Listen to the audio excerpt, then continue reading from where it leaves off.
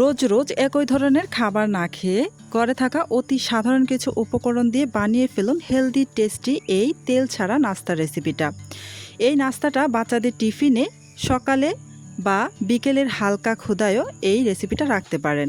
চলুন তাহলে দেখে নেওয়া যাক পুরো প্রস্তুত প্রণালী। প্রথমেই একটি বাটির মধ্যে 2 কাপ পরিমাণ আটা নিয়ে নিলাম। আমি ছোট বাটি মেপে নিয়েছি। এখানে 1 কাপ পরিমাণ আটা এই বাটিটা দিয়ে 1 বাটি হয়। আর দিয়ে দিলাম হাফ বাটি পরিমাণ চিনি, হাফ চা চামচ বেকিং পাউডার আর স্বাদ অনুসারে লবণ। এবার সমস্ত শুকনো উপকরণগুলোকে খুব ভালোভাবে নেড়েচেড়ে মিশিয়ে নিচ্ছি।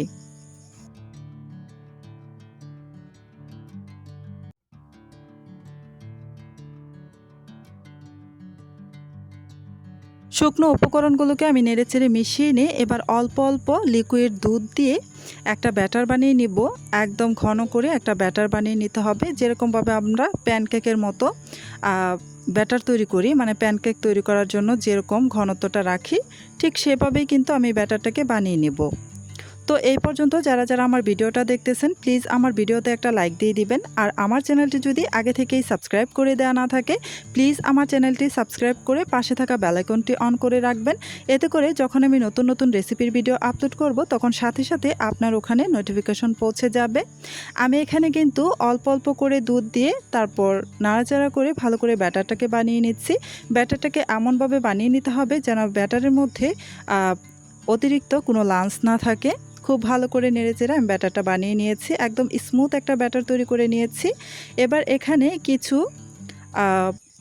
কেটে না নারিকেল দিয়ে দিলাম। আপনারা চাইলে কিন্তু এখানে কুড়ানো নারিকেলটাও ব্যবহার করতে পারেন, তবে আমি এভাবে ছোট ছোট করে স্লাইস করে কেটে তারপর নারিকেলগুলো দিয়ে দিয়েছি। তার কারণ হচ্ছে এই নারিকেলগুলো যখন আমরা খাওয়ার সময় মুখে লাগলে খেতে ভীষণ ভালো লাগবে। তো এবার ব্যাটারটাকে আমি ঢেকে রেখে দিচ্ছি প্রায় 10 মিনিটের মতো। খুব বেশি সময় কিন্তু রেস্টে রাখা যাবে না।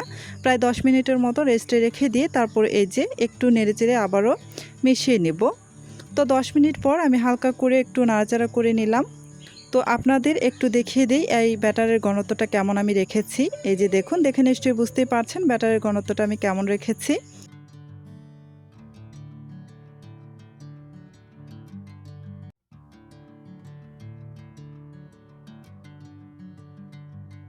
এবার চুলায় একটা লোহার তাওয়া বসিয়ে দিয়েছি। আপনারা কিন্তু ননস্টিক প্যানের মধ্যেও এটা বানিয়ে নিতে পারেন, তবে লোহার তাওয়াতে বানালেও কিন্তু খুবই সামান্য একটু তেল ব্রাশ করে নিলেই হয়, খুব সহজেই উঠে আসে। আমি আগে থেকেই সামান্য একটু তেল ব্রাশ করে ভালো করে গরম করে তারপর 1 চামচ পরিমাণ ব্যাটার দিয়ে দিয়েছি। আর উপর থেকে দেখুন আমি আরও কিছু নারিকেলের স্লাইস দিয়ে দিচ্ছি। এতে দেখতেও সুন্দর লাগবে আর খেতেও ভীষণ ভালো হবে। তো এবার এই নাস্তাটা কিন্তু ঢেকে দেওয়া লাগবে না, ঢেকে দেওয়া ছাড়াই কিন্তু খুব সুন্দরভাবে বানিয়ে নেওয়া যায়।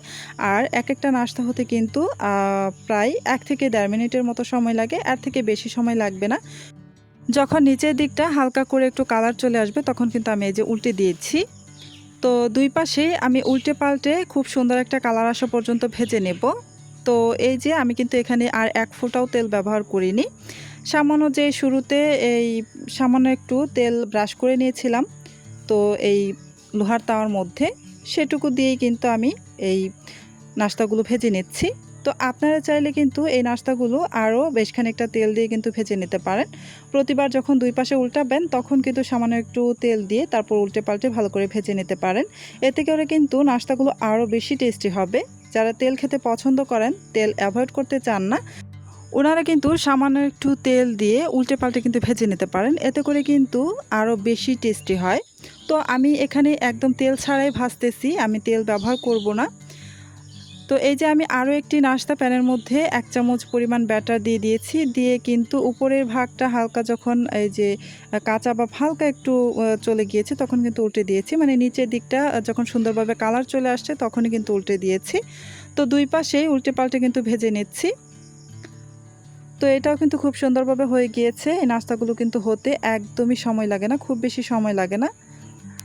এই তো আমি আরও একটি নাস্তা বানানোর জন্য আরও 1 চামচ পরিমাণ ব্যাটার দিয়ে উপর থেকে এই যে নারিকেলের কিছু স্লাইস দিয়ে দিচ্ছি।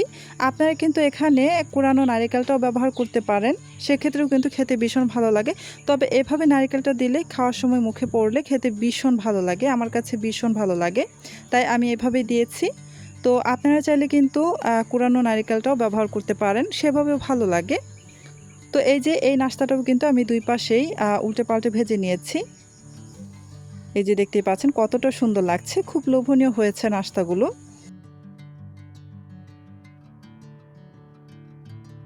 তো সেমভাবে আমি বাকি সবগুলো নাস্তাই বানিয়ে নেব।